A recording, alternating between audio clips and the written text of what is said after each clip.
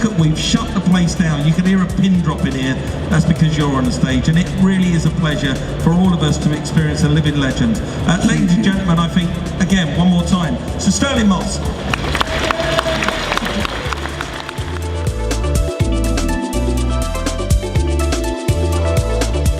Win motor insurance for a lifetime. Why wouldn't you? Why wouldn't you want insurance for a lifetime?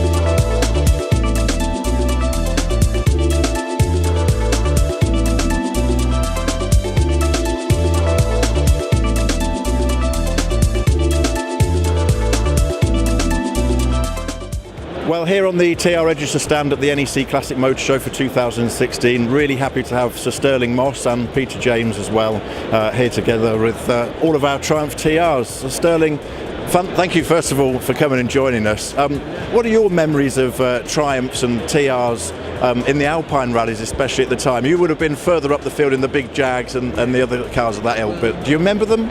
I remember the sort of events they were. I mean, the Alpine was a tremendous event.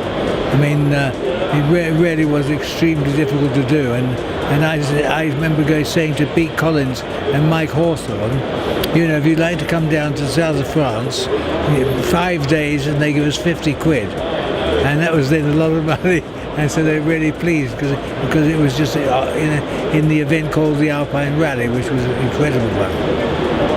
And of course, in those days, you as a racing driver would do all sorts of different disciplines, from the rallies to the Grand Prix, unlike today. Do you think some of that has been lost in the sport? Better paid than we were. I mean, it amazes me. I mean, you know, when you start talking about signing a contract for 20, 30 million, unbelievable.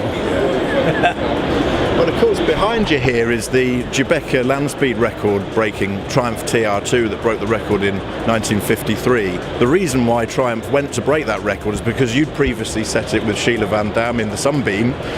What was the arms race like between the British manufacturers for those land speed records, if you like, at the time? Do you remember that era well? Well, yeah, I mean, the person mostly behind it was a chap called Johnson, and he put forward a lot of ideas. I remember going to Montlhéry and doing 24 hours non-stop, or at least stopping for fuel, and then we went a week later to show the cars. You know, the time the Jaguar came out, and you know, it's a totally different era, really.